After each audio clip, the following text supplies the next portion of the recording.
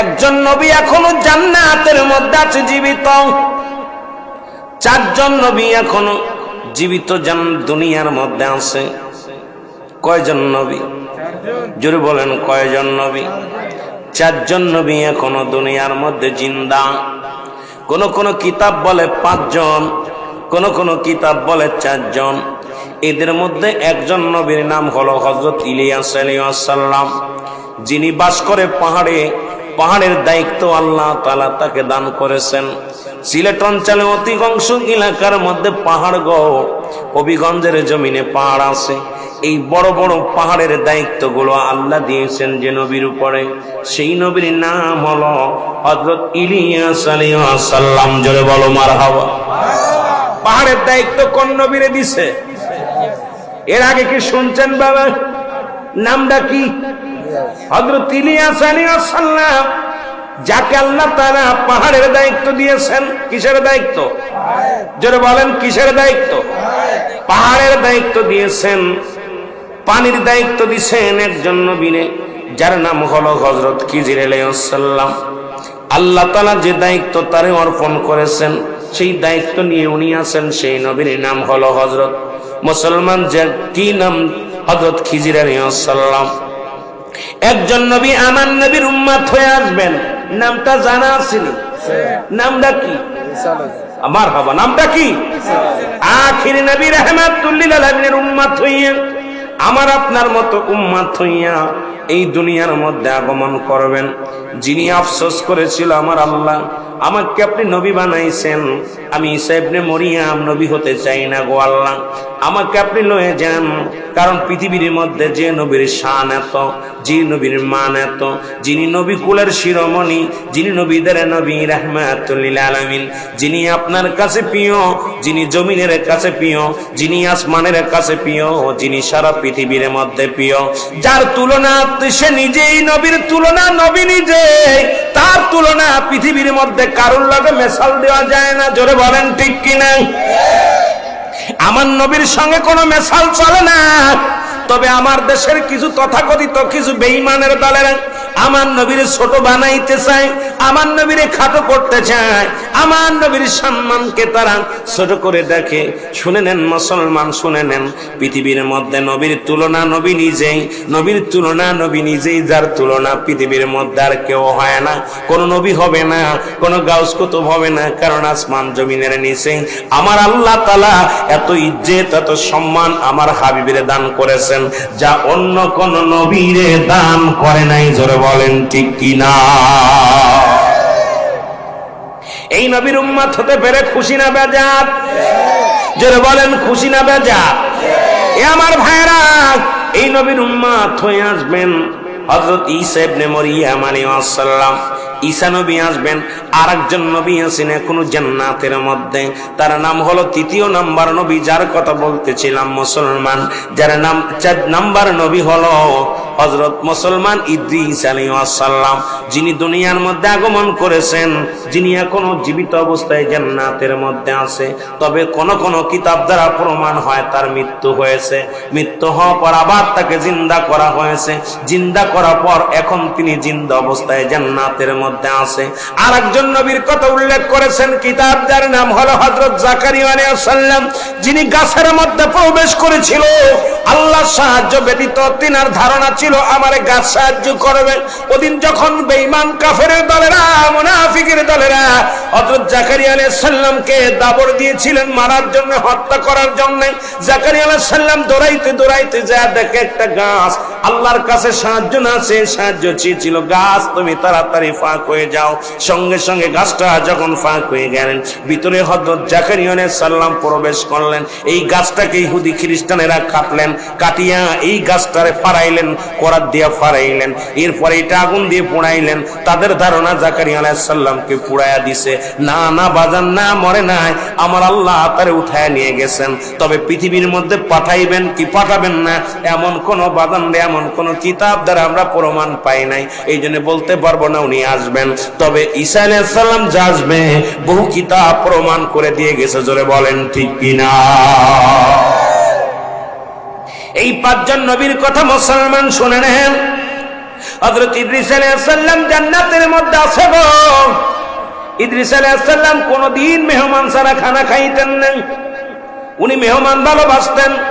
যেমন আপনাদের জন্য খাবারের ব্যবস্থা করছেন, তাবারকের ব্যবস্থা করছেন, সুন্দর তাবারকের ব্যবস্থা করেছেন মাহফিল কমিটির ভাইরা। ইদ্রিস আলাইহিস সালাম কোনদিন মেহমান ছাড়া খানা খাতেন না। কারণ মেহমান পাইলে ইদ্রিস আলাইহিস সালামের একটা সুন্নাত, বেশি যত মেহমান খাওয়াবেন, মেহমানদের ভালোবাসবেন। আজকে যে বাড়িতে আমরা বিশ্রাম নিয়েছি দেখলাম অনেক মেহমান আসতেছে, যাইতেছে, খাচ্ছে, অত্যন্ত আনন্দ পাচ্ছে বাড়িওয়ালা ভাই। যত মেহমানদারি করে ততই মনে যেন তৃপ্তি পায়, আনন্দ পায়। এ আমার ভাইরা, আমার বন্ধুরা, আমার ইদ্রিস আলাইহিস সালাম একদিন নয়, দুদিন নয়, 3টা দিন পার হয়ে গেল, কোনো মেহমান পায় না। জোরে বলেন আল্লাহু আকবার। কোনো মেহমান পায় না। ইদ্রিস আলাইহিস সালাম একটু খানা খায় না, পানিও খায় না। বসে বসে চিন্তা করে, আল্লাহ মেহমান যদি না পায় আমি খানা খাবো না, মেহমান না পাইলে আমি এক গিলাস পানিও পান করব না। 3-4টা দিন অতিবাহিত হয়ে গেলেন, কিন্তু ইদ্রিস আলাইহিস সালাম ক্ষুধার্ত অবস্থায় রাস্তার কোণে দাঁড়ায় আছে।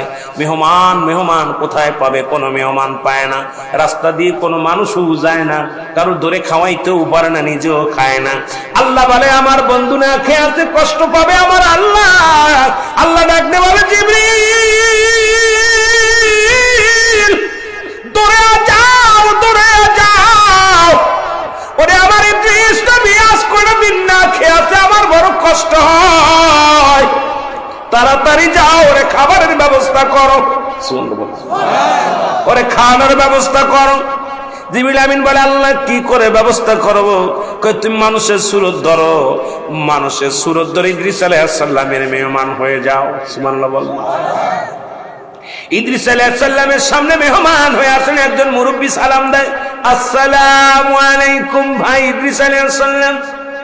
ইদ্রিস আলাইহিস সালাম সালাম দেয়, আলাইকুম আসসালাম। আপনি কে গো?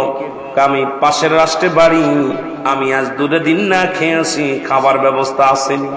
ইদ্রিস আলাইহিস সালামকে, আমি তো মেহমানের অপেক্ষা আছি, আমি নিজেই তো আজ কদিন খাই না, মেহমান পায় না, তাড়াতাড়ি আসেন, আমার সাথে আসেন, একসাথে খানা খাবো। জোরে জোরে চিল্লায় বলেন মারহাবা। ইদ্রিস আলাইহিস সালাম জিবরিল আমিনকে সঙ্গে করে বাড়িতে নিয়ে গেলেন। এ মুসলমান শুনে নাও, বাড়ি যাওয়ার পর বিবিরে ডাকতে কয়, বিবিরে জলদি করে খাবারের ব্যবস্থা করো, মেহমান পাইছি। আমরা তো অনেকে মেহমান পাইলে বেজার হয়ে যায়, অনেক দেখবেন হয়তো বাবি সাহেবরা মেহমান ভালোবাসে, বাইরা বাসে না, বাইরা ভালোবাসে, বাবিরা ভালোবাসে, আছে না বাবা? অনেক ফ্যামিলিতে আছে।